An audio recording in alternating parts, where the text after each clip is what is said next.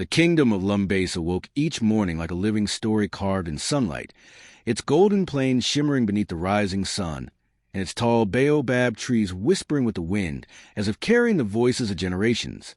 Life inside the ancient kingdom moved with a rhythm of drums, bargaining calls, footsteps brushing clay roads, and the distant echo of palace horns announcing the start of royal duties. Children rushed through markets chasing wooden toys, elders gathered beneath mango trees telling folklore, and nobles carried themselves with embroidered robes that flowed like flowing rivers of color. But beyond all the noise and pride, the palace stood like a silent, towering reminder of power. It was a structure carved from red stone and black marble, lined with brass-coated pillars, and guarded by warriors whose armor reflected the burning sun. Deep inside the palace lay the royal storehouse, dark, cool, and filled with sandalwood, dried herbs, fine fabrics, ancient artifacts, jars of imported spices, and treasures that held the kingdom's history. And in that storehouse worked a young servant named Kimu, a boy so humble and silent that most people never even noticed him walking through corridors. His days began before sunrise and ended long after the palace lanterns dimmed. He swept old dust, stacked bamboo crates, organized royal items, and ensured every artifact was exactly where it belonged. Yet he was never thanked, never acknowledged, and rarely even looked in the eyes. People laughed at his ragged clothes, mocked his quiet nature, and often shoved work onto him that wasn't his responsibility. Because to them, a poor servant meant a man with no voice. But despite all the humiliation, Kimu carried a gentle soul, a dignity that no insult could break, and a strange, unshakable loyalty to the palace that treated him like he was invisible. Among the hundreds of people who stepped over him daily, only one person paused long enough to truly see him: Prince Lero, the king's only son. Lero possessed a different kind of royalty, one that was quiet, thoughtful, and free from arrogance. He walked through the palace not with the pride of a future king, but with the softness of someone who valued hearts more than crowns. Many nobles whispered that he was too kind and lacked the ruthless ambition needed for leadership, but the people of Lumbasa adored him because he treated everyone like a human being. And among all the servants, the one he respected the most was Kimu. Whenever Kimu passed by with heavy crates, Lero would lift the edge to help. When he saw nobles mock him, he would step forward and end it with a single firm glance. Sometimes, he would simply sit near the storehouse and talk to Kimu, not as a prince talking to a servant, but as a friend speaking to another friend. Kimu often struggled to respond, because he had never experienced genuine kindness before. Yet he always felt lighter after talking to Lero, as if someone had opened a small window inside his heart. One evening, when the sun cast long shadows and the light inside the storehouse glowed warm, Lero said something that stayed with Kimu forever. "One day, your honesty will shine so bright that people who laugh at you now will hide their faces." Those words settled deep within Kimu, like seeds planted in soil that had waited too long for rain. He didn't believe himself worthy of such praise, but he trusted Lero's voice more than he trusted his own doubts. The palace held many treasures: golden staffs, ancient masks, silver-edged drums, royal manuscripts, and artifacts brought from distant lands. But nothing was as sacred as the queen's ancestral diamond ring. The ring had been the royal family for more than 8 generations, and was believed to carry the blessings of the first queen of Lumbasa. It was a symbol of pride, legacy, and unity, displayed only on ceremonial days and guarded with layers of tradition and respect. The ring's diamond, large, shimmering, and shaped like a tear, was said to glow differently under moonlight, as though holding the stories of every queen who once wore it. Nobles bowed before it. Elders touched their foreheads to the ground when it was brought out, and merchants crossing the kingdom claimed they could see it shine from a distance when palace torches lit it. Because of its cultural and emotional significance, the ring was kept safe in a special glass case inside the royal storehouse, a case only Kimu was responsible for. While others treated the duty like a burden, Kimu treated it with devotion. Every morning he would clean the case gently, check the lock twice, and whisper a small prayer in his heart that he never mishandled something so important. He knew the kingdom's pride rested inside that box, and he guarded it like his honor, even though the palace rarely gave him any honor to hold on to. For many days life continued as usual, markets overflowing with voices, the palace echoing with footsteps, and Kimu quietly living in the shadows, until one morning everything shattered like clay dropped on stone.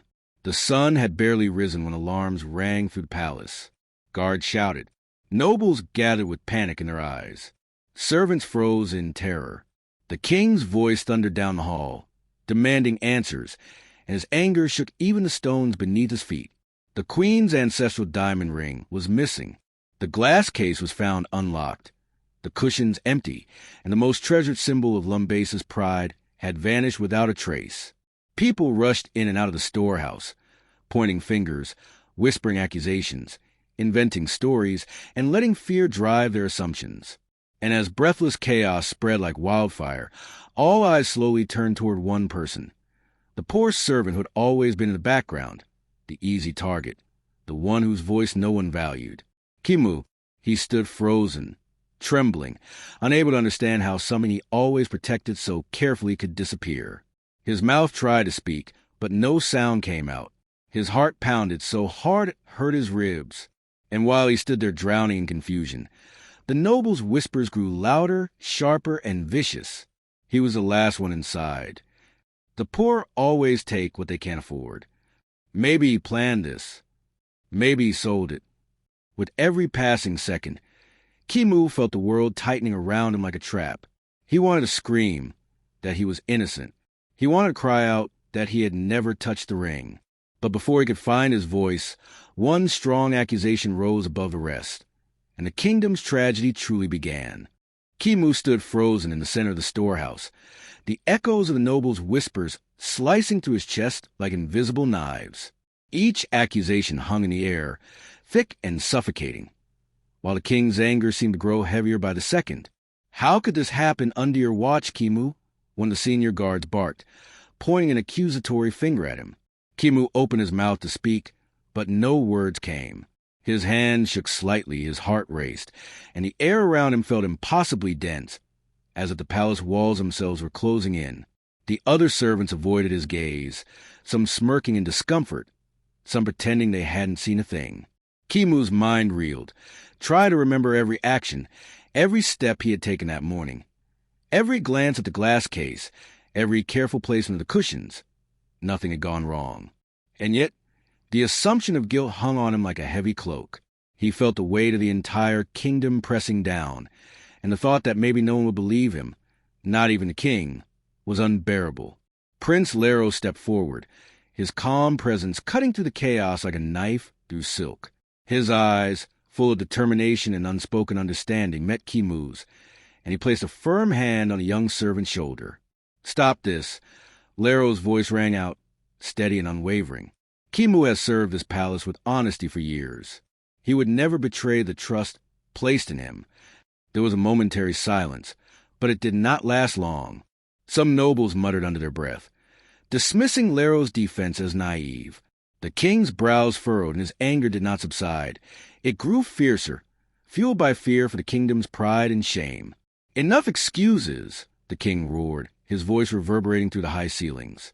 "If the ring is lost, someone must be held accountable."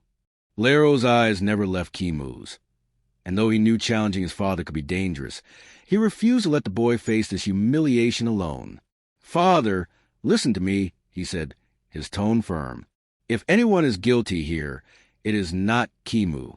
His eyes do not hide fear, they hide sorrow. You should see the truth in him." But the king, blinded by anger and shock, waved off his son's words. The court erupted again into accusations, and Kimu felt the first sting of despair pierce through his heart. The next hours were a blur of shouting, pointed fingers, and formal proceedings designed to uncover the truth or to punish the assumed culprit. Guards brought forward their versions of events, each one more contradictory than the last.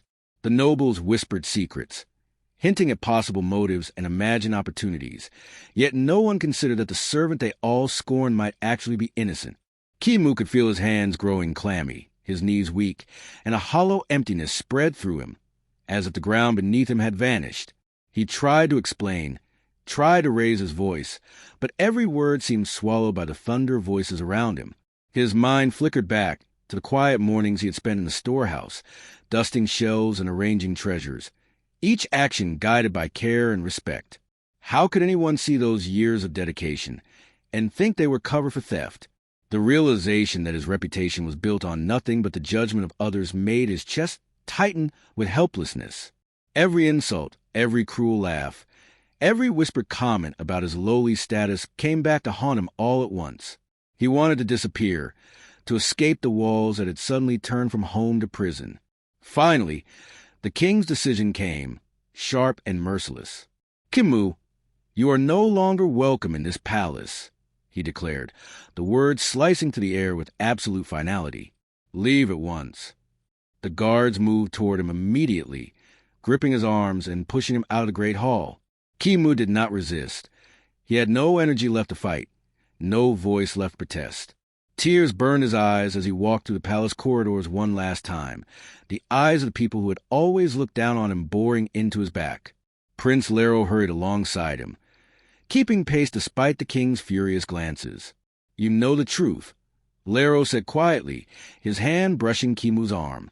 "They will see it, eventually. Don't let this break you." Kimu's lips trembled, but he only nodded because he had no words to respond. Outside the palace gates, the world seemed suddenly wider, harsher, and lonelier than it had ever been. He wandered through the outskirts of the kingdom, avoiding the busy markets and the open streets, seeking refuge in the shadows of narrow alleyways and abandoned courtyards. Each day he survived on what little he could find, sleeping under thatched roofs or by the side of the river, and each night he stared at the stars, wondering if the world would ever recognize his honesty. Weeks passed in this quiet, somber exile, and the pain of betrayal and humiliation weighed heavily on him. Kimu's clothes were ragged, his feet calloused from constant walking, and his spirit had been tempered by the sting of injustice. Yet beneath the layers of sorrow, a flicker of determination began to burn. He could not let this mark him as a thief, nor allow the ring's disappearance to tarnish the name of Prince Lero, who had always believed in him. One morning, as he walked through a crowded bazaar, he noticed a small girl crouched near a stall, her eyes red and swollen from crying. Compassion rose within him despite his own suffering, and he approached her, offering water and a gentle voice. As she calmed and accepted his help, Kimu noticed something glinting in her small hands. His breath caught in his throat. The familiar sparkle of a diamond, unmistakably the same shape and shine as the queen's ancestral ring. His heart raced, a mixture of disbelief and hope surging through him. The girl's trembling voice explained that a jealous noble had given her the ring to hide, hoping to frame Kimu and disgrace Prince Lero while advancing his own position in the palace. Each word struck Kimu like lightning, and for the first time in weeks he felt the tight knot of despair begin to loosen. The truth was within reach, yet it would require courage to return, to confront not only the guards who had pushed him out, but the entire hierarchy that had judged him so harshly. And as he looked at the little girl, clutching the ring that symbolized the kingdom's pride, Kimu knew that the long path back to justice had begun. At that moment, Kimu's sorrow transformed into resolve. Every humiliation he had endured, every whispered insult, every glance of mockery and disdain hardened into a quiet fire within him. He realized that truth was not fragile, and honor was not lost simply because others failed to recognize it. The little girl's hands, holding the diamond that had caused so much pain, became the symbol of everything he would fight for, not just for himself, but for the integrity of the kingdom he had silently loved for so long. Determination etched into every line of his face, Kimu prepared to return to the palace, to face the mockery, the disbelief, and the fury of those who had condemned him. Prince Lero's earlier words echoed in his mind. "Your honesty will shine so bright that people who laugh at you now will hide their faces." Those words were no longer distant promises. They were now the path he would follow, a path that would demand bravery, cleverness, and patience.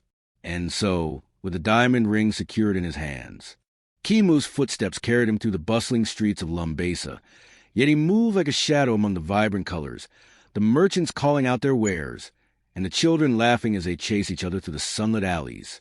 Every sound, every movement, seemed amplified in his mind, yet he was focused on one single truth.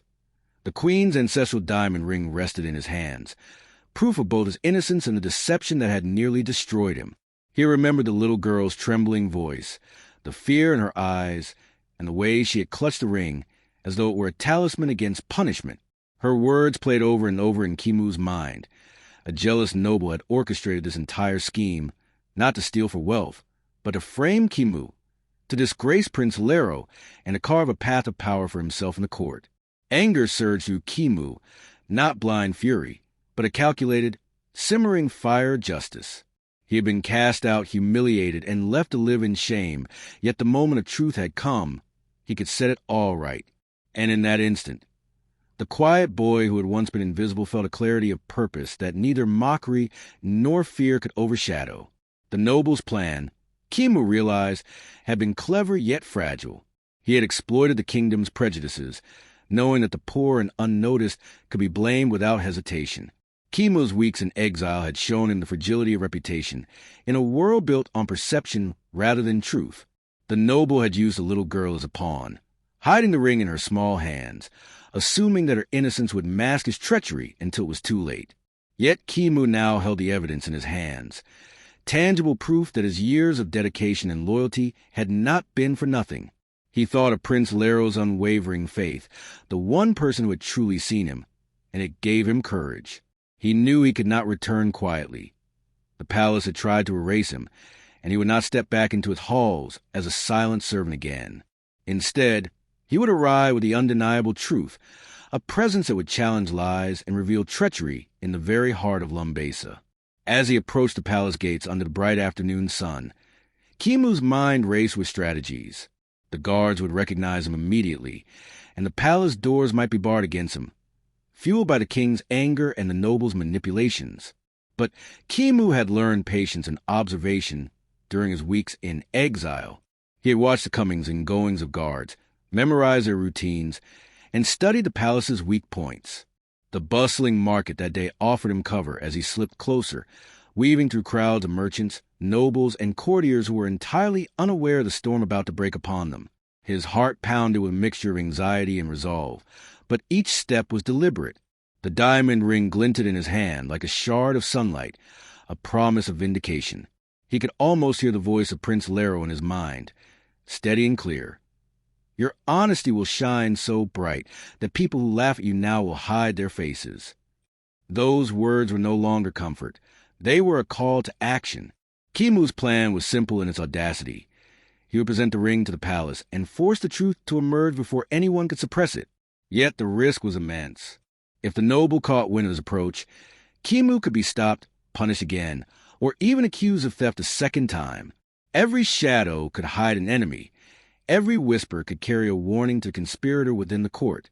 He took a deep breath and reminded himself of his years of service, his knowledge of the palace's inner workings, and the unshakable belief of Prince Lero in his character. He remembered the night spent alone, staring at the stars, the humiliation he had endured, and the quiet determination that had grown inside him. Kimu knew that courage was not the absence of fear, but the willingness to act in spite of it. With each heartbeat, he felt his resolve solidify.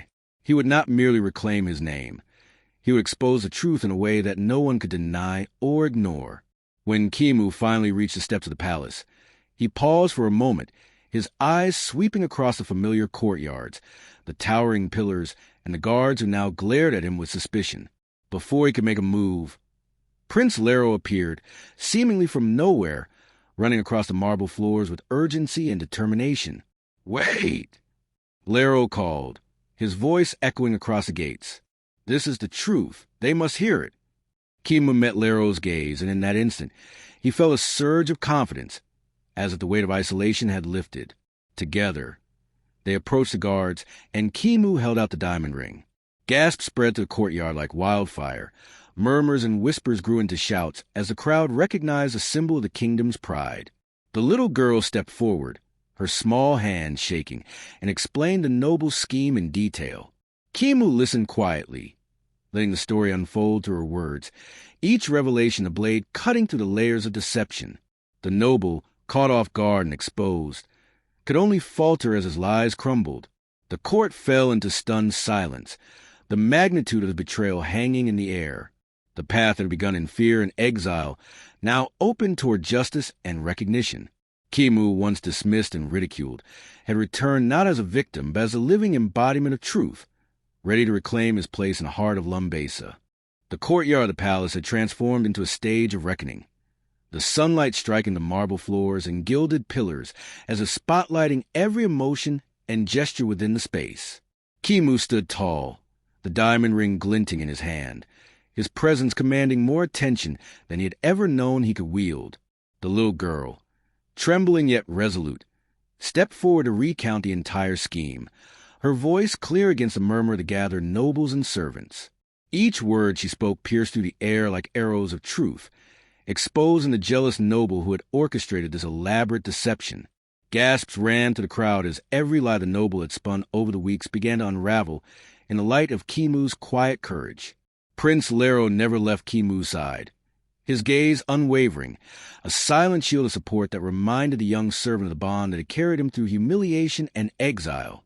Even some of the guards, who had once looked down on him with suspicion, now paused in disbelief, the conviction in Kimu's eyes forcing them to reconsider everything they had assumed. The courtyard seemed to hold its breath, as if the palace itself waited for the truth to settle into place. The noble's face, once confident and smug, paled as the realization of exposure took hold. He stumbled over his own words, tried to twist the narrative, but the evidence in Kimu's hands and the testimony of the little girl left him no escape. It was supposed to be simple, he whispered bitterly, his ambition crumbling before the kingdom he had sought to manipulate. Kimu remained silent, letting the proof speak louder than any words could. The king, standing atop the grand steps of the palace, watched as the truth emerged in real time, and for the first time in days, the fury in his eyes softened into shock and recognition of his own error. Memories of the court's chaos, the accusations, and the pain he had inflicted on a loyal servant flooded through him. The king's chest heaved, and he realized that he had let anger and fear cloud his judgment, allowing prejudice to replace justice. He had cast Kimu out without a second thought, believing that the boy's status made guilt obvious. But now, before the entire kingdom, the reality could not be denied. Kimu had been innocent all along, and the noble's treachery had threatened not only the servant but the honor of the royal family itself. Finally, the king stepped forward, his voice carrying a weight that hushed the entire court. "Kimu," he said, kneeling slightly before the young servant, "I have failed you. I have let my anger blind me, and I have allowed my kingdom to judge without truth. For that, I am sorry." The nobles watched in stunned silence as the king's humility filled the space, a reminder that even those with immense power could err and, more importantly, correct themselves. Kimu's eyes, once filled with despair, now reflected a cautious relief, a recognition that justice was not only possible but had been restored. The courtiers murmured, some bowing their heads in shame, others whispering apologies, and the little girl's grip on the ring tightened with pride. Prince Lero, a faint smile on his lips, nodded at Kimu, acknowledging the bravery that had carried them to this moment. The king turned toward the guilty noble, his voice steady and commanding. "Your ambition has brought shame and discord. You will answer for your actions, and the kingdom will see justice done." The noble lowered his gaze, powerless against the weight of truth. And in that moment, the palace, once a place of fear and accusation, breathed again, a sanctuary restored through honesty, courage, and unwavering loyalty. Kimu, once dismissed and belittled, stood vindicated, a symbol that integrity could illuminate even the darkest corners of power, and the kingdom learned that true strength often comes from those who are least expected to possess it. Kimu stood on the marble steps of the palace, the sunlight reflecting off the diamond ring in his hand, casting tiny rainbows across the courtyard. The crowd had grown silent, watching the young servant who had once been dismissed, mocked, and cast aside now reclaim his place not through wealth or power, but through courage and unwavering honesty. Prince Lero remained by his side, his calm presence a steady anchor, a reminder that true loyalty could illuminate even the darkest trials. Slowly, the courtiers, guards, and nobles began to recognize the strength that had been within Kimu all along, the quiet determination and integrity that had guided his every action. Murmurs of admiration spread like wildfire through the gathered masses, and some of those who had once laughed at him now bowed their heads in shame, realizing the gravity of their misjudgment. Kimu's chest swelled, not with pride, but with the relief and peace that comes when truth is finally acknowledged.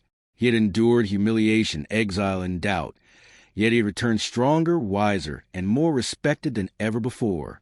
The palace, which had once seemed cold and unforgiving, now felt like the stage of justice and recognition, a testament to the power of sincerity and courage. The king, still standing on the grand steps, raised his voice to address the entire court. Today, we have witnessed the strength of honesty, the resilience of a loyal heart, and the danger of unchecked envy, he proclaimed, his gaze sweeping over the assembly. Kimu, you have proven that true service is measured not by birth or wealth, but by dedication, integrity, and courage. From this day forward, you shall be known as the keeper of the royal treasures. The crowd erupted into applause, the sound echoing across the marble halls and courtyards, reverberating like drums announcing a new era. Nobles who had once whispered and schemed now stood in silent respect, and even the guards, who had doubted him, straightened their backs, acknowledging the young servant's bravery. The little girl, whose small hands had held the ring, and whose courage had aided the unveiling of the noble's plot, smiled shyly, knowing she had played a crucial part in restoring honor. Prince Lero placed a hand on Kimu's shoulder, nodding with pride and quiet satisfaction, the unspoken bond between them now stronger than ever. Kimu's heart felt lighter, the burden of doubt and disgrace lifted, replaced by the recognition of his unwavering truth. The ceremony that followed was unlike any Lumbasa had seen in recent memory. Drums beat a steady rhythm, echoing across the palace walls, while dancers and singers moved with grace, celebrating not only the return of the queen's ancestral ring, but also the vindication of a servant who had proven that honesty could surpass even the mightiest of social hierarchies. Villagers and commoners who had gathered outside cheered as Kimu walked through the palace gates, his steps confident, his eyes calm but alert. The nobles had prepared to scoff, yet the weight of public admiration left them no choice but to witness and respect the moment. Flowers were scattered along the marble floors, a symbolic gesture of renewal and recognition, and sunlight glinted off the golden ornaments decorating the halls. Kimu's eyes scanned the crowd, seeing not just faces of nobles and guards with the eyes of those who had doubted him, the faces of the poor who had always shared his struggles, and the pride reflected in the gaze of Prince Lero. It was a moment of harmony, justice, and celebration, an event that would be remembered in Lumbasa for generations as the day truth outshone deception. Kimu's appointment as keeper of the royal treasures was more than a ceremonial title. It was a declaration that integrity held the highest value in the kingdom. He stepped into the storehouse that had once been his place of toil and humiliation, now transformed into a space of honor and responsibility. Each artifact, each piece of history, seemed to shine brighter as he arranged them with care, a reflection of his dedication and respect for the kingdom's legacy. The king himself visited often, observing Kimu's meticulous work and offering words of praise and encouragement. Prince Lero remained a constant presence, discussing plans for the palace and the treasures, ensuring that Kimu's role was not only ceremonial, but integral to the preservation of Lumbasa's heritage. The jealous noble, stripped of power and influence, was forced to witness the servant he had tried to ruin rise above envy and deceit. The palace had transformed, not just in recognition of Kimu's truth, but in its acknowledgement that loyalty, courage, and integrity could redefine the very hierarchy it had once rigidly enforced.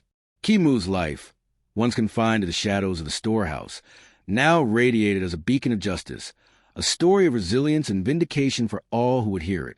As the sun set over Lumbasa, casting golden hues across the kingdom's plains and courtyards, Kimu stood on the palace balcony, gazing at the people he had served and protected through honesty alone. His journey from a humble servant, mocked and exiled, to the keeper of the royal treasures was a testament not just to his character, but to the enduring power of truth.